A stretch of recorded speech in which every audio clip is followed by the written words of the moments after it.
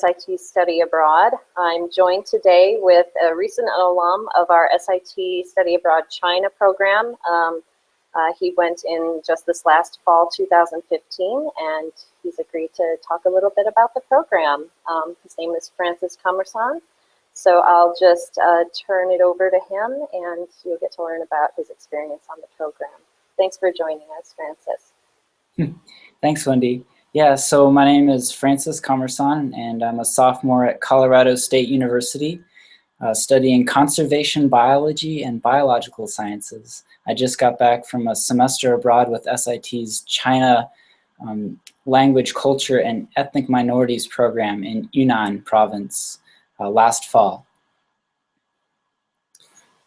Okay, great. And so our first question for you, Francis, is what is the main reason that you chose SIT China?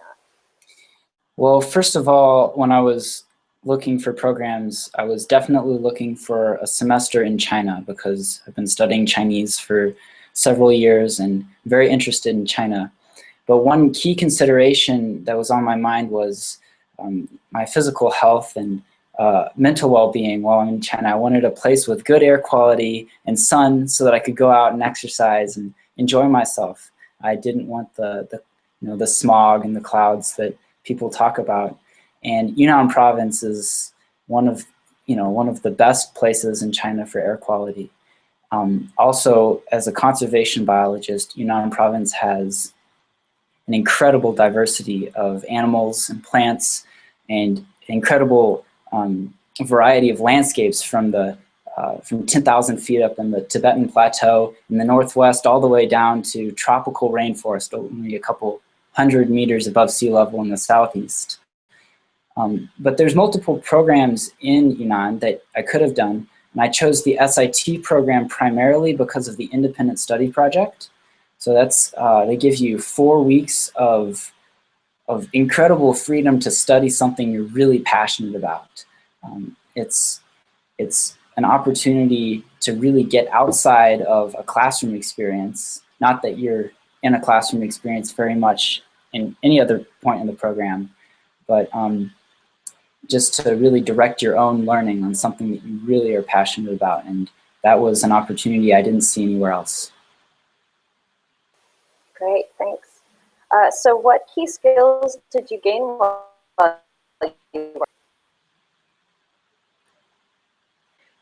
So key skills, probably the biggest key skill that anybody gains in this program is international travel experience.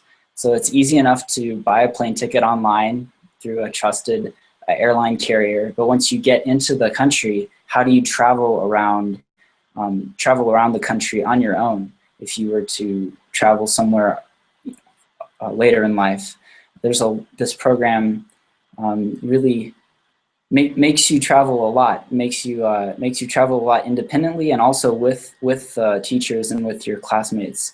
And so I learned how to use the buses in the city. I learned how to travel between several locations throughout the province.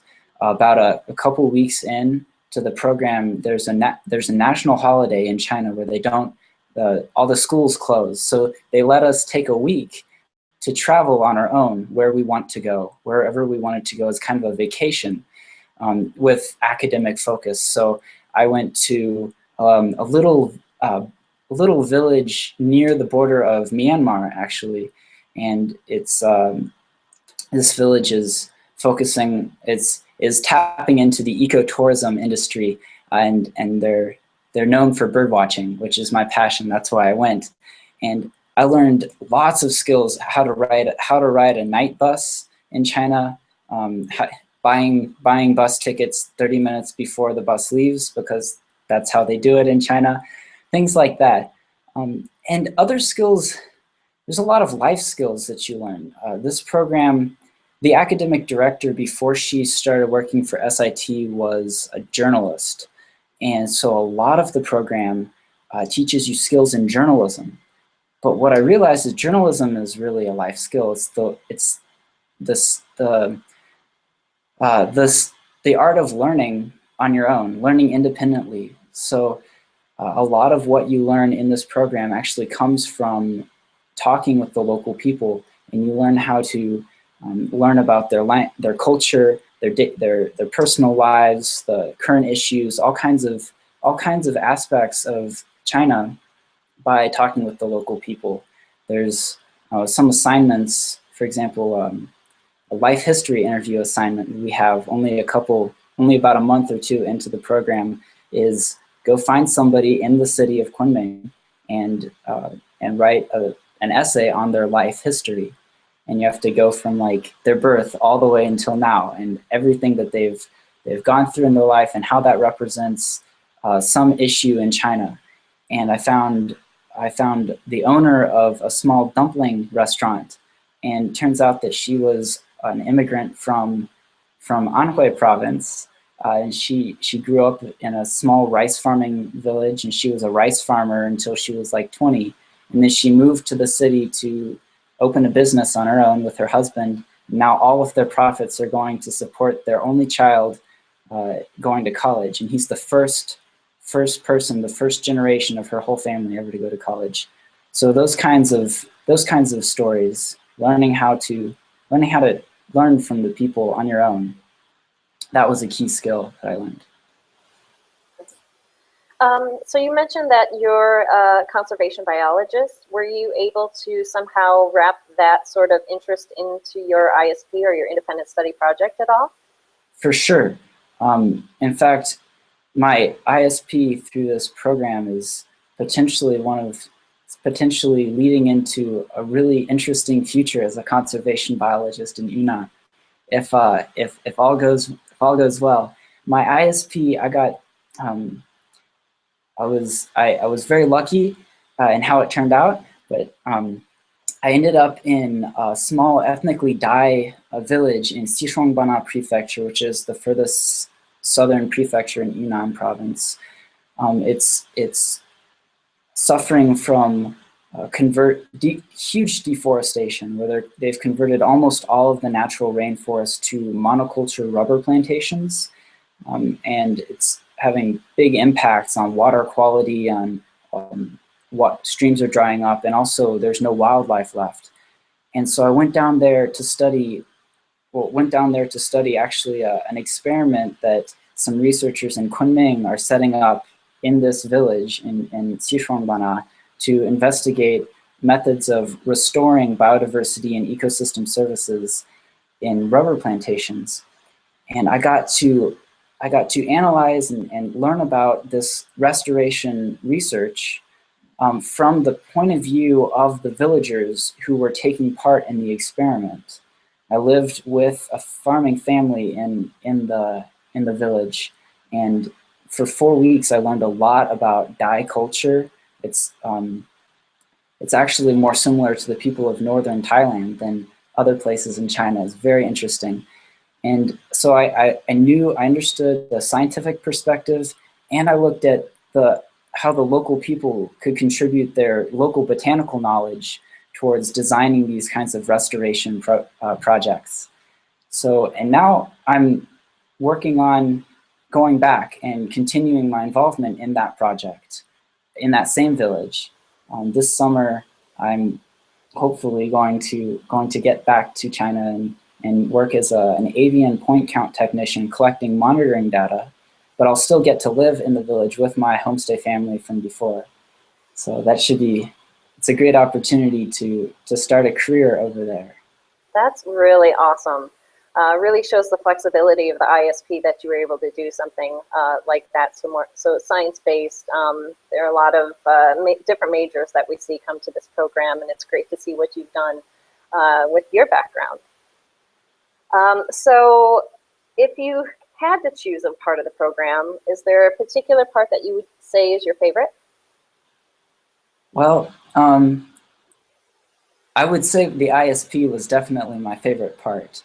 I think that the ISP really exemplifies how you can take anything you're passionate about in this program and really pursue it.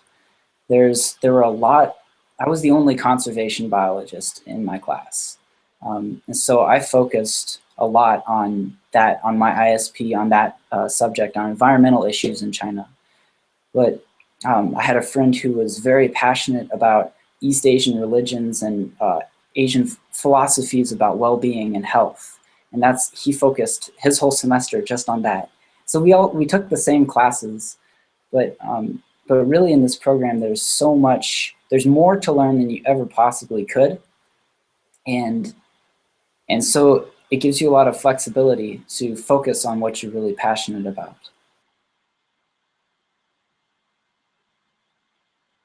Could you talk a little bit about the language portion of the program, like the language classes and your experience with that? Of course. I would say that when you're signing up for the program, you're thinking you're going to get 6 credits of Chinese, and you really get 6 credits of Chinese, and it means 6 credits in one semester. It's a lot. I was in the advanced Chinese class, but even, in fact, even there's 5 levels of Chinese, and you test into a level of Chinese when you get there. And so it's based on the relative levels of all the students. So you're put into a class, but it's flexible. So people moved it once they got in if they thought it was too hard or too easy. And the class sizes are extremely small. There's a lot of Chinese teachers and very few students, like per class. So I had 2 Chinese teachers and 2 classmates, and it was phenomenal. It was 3 hours of direct Chinese language instruction every day. And I mean, and that's a lot. That's tiring, but it's effective. You learn really fast because you get to talk directly with the professor all the time.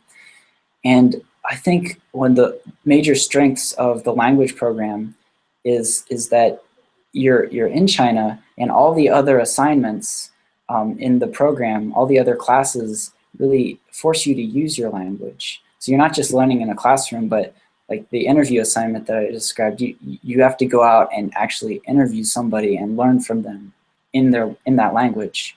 The ISP, that entire 4 weeks, it was all Mandarin. So yeah, you're really immersing yourself in the language. There's a lot of opportunities to immerse yourself in Chinese. Great, thank you. So I guess one last question for you would be, if you were to describe the SIT experience to somebody who'd never heard of SIT before, how would you describe it? I'd say it's probably the most intense study abroad program you could do. From the moment you get up to the moment you go to bed, every day you're learning something. And a lot of it's learning basic life skills, learning about yourself, also learning a lot more about China than you ever could just by reading about China. And you get out of this program what you put into it. If you can relax and hold back, but if you want to go full throttle, jump into something, you can really do it. There's all the resources there for you.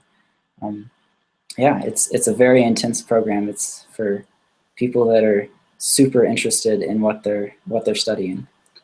Great. So are there any last things that you want to mention before we're done? No, I think that's good. All right. Thanks so much for joining us, Francis. This was really great to hear about your experience. Thank you.